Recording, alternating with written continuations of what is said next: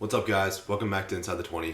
Today we're going to start off with a little bit of football, and then we're going to ease into some other sports because there's some interesting stuff going on. There's some playoffs going on in the NBA and the NHL, and the European Cup for soccer. I'm not really well versed in soccer, but Ryan here is, so he's going to talk a little bit about that. So let's start off with football. A couple of things have happened, or have been said. Really, not a lot has happened. One thing that I would like to mention that has been said, Ryan, and I want you to kind of comment on this a little bit, is Coach Matt Nagy of the Bears said that Andy Dalton will be the starter week 1 for the Bears and not Justin Fields. So how do you see this impacting the Bears season? Will they start off kind of rocky and then ease into putting Fields in and then gradually maybe make a playoff spot? Like, how do you see this? Do you see this as a win or a loss? Obviously I see it as a loss because I'm a huge Justin Fields guy, Right. But as I've seen from Justin Fields in like the OTAs and whenever he talks to the media, he said that Andy Dalton has taken him under his wing, and I've seen that a lot. Yeah. I've seen a lot of stuff about that. So it'll be interesting. But how do you feel about Andy Dalton specifically coming in? Do you think he'll be able to perform at the level he did on the Cincinnati Bengals, or more of the level he did on the Cowboys, where he kind of got the job done? What do you think? I think he will play like. I think he'll end up playing more like he did on the Cowboys, but he does have around the same talent Right. as the Cowboys offensively. But the Bears do have a better defense, so hopefully we can see if he has enough like skill that he did on the Cowboys. I think he'll have enough to lead the Bears to a couple of wins. But ultimately, I think Justin Fields will be the one to. Yeah, he definitely is more competent than Mr. Trubisky, Yeah. and he has Allen Robinson to throw to, and Yeah. even Darnell Mooney to throw to. So I think that, like you said, they can get the job done for at least a few games where they can maybe ease Justin Fields in, just because I don't know if he's NFL ready quite yet. So I think that's it for football, because there's just not much happening in football right now. I mean, it's the off-season, OTAs, training camp is happening right now for various teams. Najee Harris is looking good for the Steelers. Very happy about that. But other than that, nothing much is happening. I heard Tua Tagovailoa is kind of struggling a little bit, but maybe he'll get on board before the season starts. It is OTAs after all. With that, let's move into the NBA. So some interesting stuff has happened in the NBA in the past few days, Ryan. I don't know if you've been keeping up with it a little bit, but especially last night. So up to this point, the Suns and the Nuggets series is over. The Suns won 4-0. Not truly a surprise for us. We kind of talked about that last week. Yeah. The Suns have a lot of firepower, and it's not cooling down quite yet. But Chris Paul is under health and safety protocols, so that is not good. And now that the Clippers have won, they're going to be playing on Sunday. The Clippers and Suns are going to be playing on Sunday. So let me ask you this: how do you think Chris Paul, the lack thereof, I guess, the lack of Chris Paul will affect the Suns and how they be, their performance in the series against the Clippers? Because that definitely will affect the performance, but you got to remember that the Clippers don't have Kawhi Leonard. So how will that kind of play out with those two missing? Well, ultimately, obviously, Kawhi Leonard's a bigger piece than Chris Paul Right. is on the Suns compared Absolutely. to. So, with that being said, I do think it'll be 5-6 game series, but I think the Suns will come out on top. I agree. I think the Suns just have more firepower, and without Kawhi Leonard, you can only last so long, right? Yeah. He's definitely the leader of the team, and he makes, you've seen him in the past. He makes those clutch shots when he absolutely needs to. So, I don't really know. A lot of the Clippers team is underexperienced. I know Terrence Mann had the game of his life last night, but he's unexperienced. Yeah. The majority of their team is unexperienced, and so I think that'll kind of start to kick in once they get to because I think Chris Paul actually has a chance of coming back later in the series, but Kawhi Leonard might have suffered an ACL tear. They're assessing it right now, so we're gonna have to find out and see how the series will play out with those two missing. It'll be a little bit of a different series. I don't think it'll be quite as potent of offenses as we've seen in the past from these two teams, but it'll for sure be interesting. So now let's look at the Nets and Bucks. They play again tonight. They play Game 7 tonight. That'll be one for the ages to tune into. So the Nets and Bucks, up to this point, it's kind of been like back and forth. Kyrie Irving's out once again. that is definitely a factor. You don't have your facilitator. Not that, although James Harden's kind of been bringing up the ball, but he's definitely, Kyrie Irving is definitely missed, and you can tell. And the Bucks are definitely playing at the higher level. They're playing at the best level they can in the playoffs. So I think the Bucks have a shot here, but ultimately I think the Nets will probably pull it out just because the amount of firepower they have.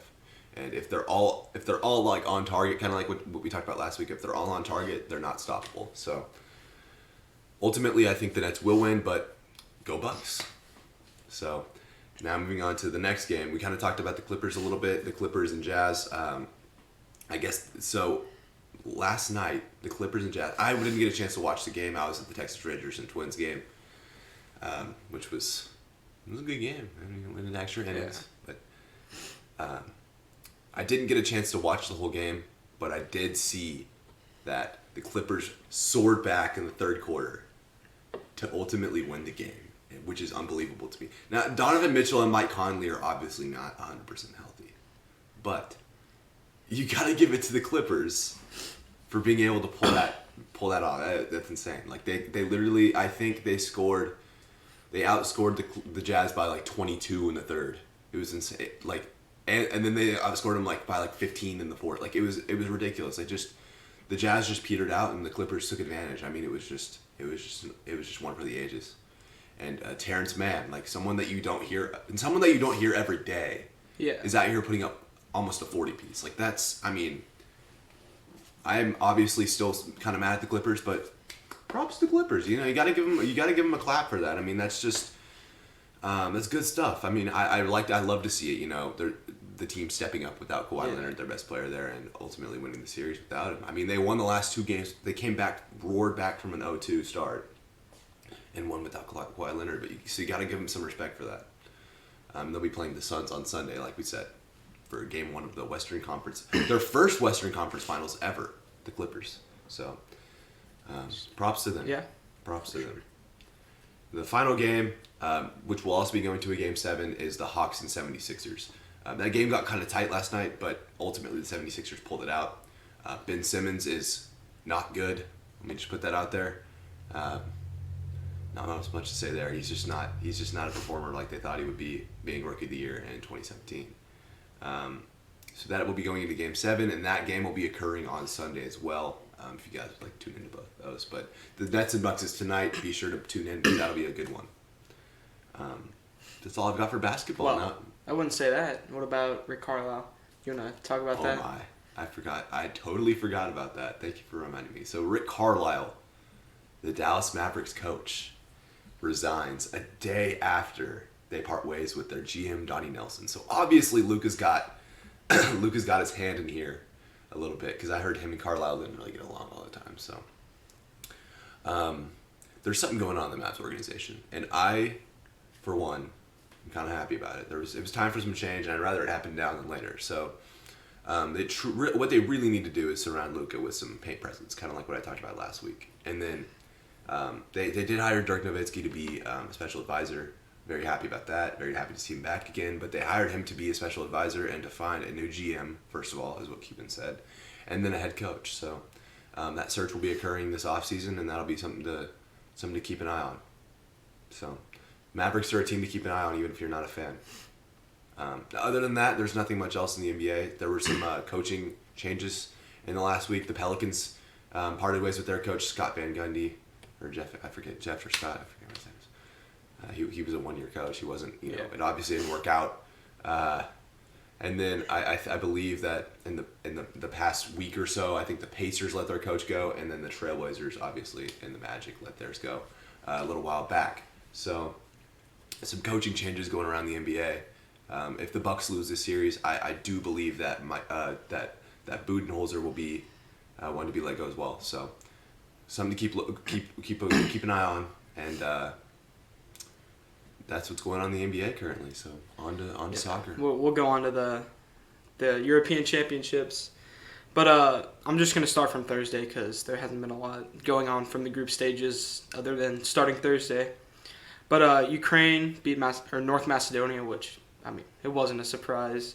It was 2-1, but with that win, North Macedonia's their whole shot of making it to the tournament was on Austria beating the Netherlands, and that didn't happen. The Netherlands won 2-0, and so North Macedonia is out, which is huge for the Netherlands because they also clinched a spot in the knockout round. And on to Friday, again, not much going on besides the England and Scotland game, which was tied 0-0. I did watch that one. One of the games I was kind of sad about. I was ready for an offensive game, but didn't get it. And then now on to today. I watched the Hungary versus France game, and that was tied 1-1 with goals from, let's see who scored. Antonio Griezmann, who is a beast. I've seen him play for a couple years now, and he's pretty good. And Hungary, no idea how to pronounce his name, so we're just gonna leave it at that. And Portugal is playing Germany right now, which was one of the only games I've wanted to watch all since the group stages started, and that's 4-2 Germany. And I've heard arguments from both sides saying that Portugal is going to win because Ronaldo. As long as Ronaldo has a great game, then there's no way Portugal can lose, but obviously they're losing, and Ronaldo's having a pretty good game. But Germany's up 4-2 right now, and it's in the 84th minute, so Germany's most likely going to come out with this win. But yeah. And Spain plays Poland later. I don't see a way that Spain loses, so that's really all I got for soccer. Sounds good. Yeah. I'm going to be tuning in a little bit to soccer, even though I'm not a huge fan. The Euro Cup is probably something that I should look into. I mean, I'm definitely branching out, like kind of like Inside the 20. I'm branching out in my kind of world of sports. So I'd like to tune into soccer, the Euro Cup a little bit, and the Olympics as well. So I did want to bring up something. So Luka Doncic, my favorite player, personally, he is playing for his home country, Slovenia. And so yesterday he had a friendly match. The Slovenians had a friendly match against the Croatians. And they've had a couple of friendly matches in the past couple of weeks, and Croatia's pulled them out handily every time. And it looked like Luka was definitely the factor in Slovenia's win in this time. So Slovenia won, I believe it was about 90-80, and Luka Doncic, he had 10 points, so not really anything of a effect there, but he had 18 assists. 18 assists. Yeah. Like nine of them were alley oops to this one. There was a dude who I don't know their names obviously, but there was a dude that was filling in the paint, and there's like 9 alley oops. It was crazy. Like Luka was back in his natural form. If only he was shooting well. I mean, it could have been a blowout, right? So. Good to see Luka, having fun out there, and they're going to be in the Olympic qualifiers next week in Lithuania, so that'll be something I'll have to tune into too, and maybe our viewers can try to tune in as well. If you guys need a link, I have a link for it. If you guys want to tune in, because I know there's probably some Luka fans out there, so if you guys want to tune in, just hit me on the direct messages on Instagram, and I'll give you a link for the Lithuanian tournament. It'll be something to watch. Yeah, and you want to move on to hockey, or is there anything else about? That's all I got for Luka. Yeah, we can move on to hockey, and hockey's getting interesting. It's getting interesting. Hockey's getting interesting. So, hockey's something that I like a lot. I've gotten into in the last past 6 months or so. Man, it is interesting right now. So, Montreal, they were like a low seed. They were like maybe an 8 seed. The seeding is weird because they didn't really have seeding because it was divisions, but they were last in their division. And they had almost a 500 record. I think they were 8th seed. They're about to go to the Stanley Cup. It's kind of like the Stars last year, right? The Stars won an 8 seed. They were like a 5 seed, but still, they're up 2-1 against Vegas, and they're gonna go. That's unbelievable. That's hockey for you. It's unbelievable. And then on the flip side, we got the Lightning and Islanders. I believe that the Lightning is up on the Islanders right now. Not really a surprise there. I think the Lightning should repeat.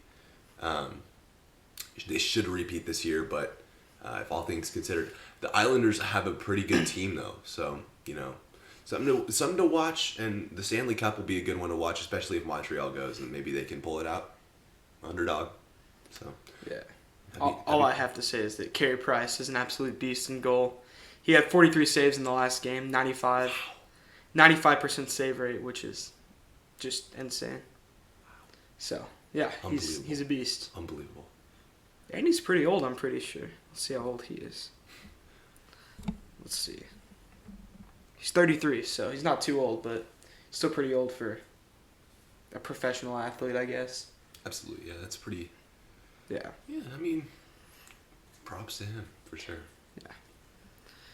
Let's see. What else is there to potentially talk about? So there's not much else out there, but I did want to say that I do have kind of a suggestion for you guys. We want to start having more interactiveness with our viewers. So we want you guys to kind of we're gonna have a kind of a poll on Instagram, and so what you can do is you can go there and you can ask questions, and we'll kind of on our next podcast we can kind of talk about that. Any sport, we'll kind of talk about those questions. So our Instagram is inside the 20 with the word, not the numbers. So if you guys would like to, we'll have a story up and we'll put it in the highlights. So if you guys have any questions you'd like us to cover, any question like LeBron or Michael Jordan, right? Like anything, seriously anything, you can put it in there, and we'll cover it on the next podcast episode. Today's is going to be a little bit of a shorter episode because we don't have much to cover, but if you guys would do that for us and we'll have stuff to cover next time, that would be awesome. So Yeah. I think that's all we've got for today. It's a pretty short episode, like I said. Just recapping everything in sports. And since most of the stuff will be wrapping up next week, that's why we're saying we'd like you guys to go and ask us some questions. See if we can kind of get... Because it could end up being... It could end up being really another dry. 20-minute episode like this one. And so we want to make it more interactive. So if you guys have any questions, it can be, like I said, anything. Just go ahead in the story on Instagram. So thank you guys for listening, and we'll see you next week.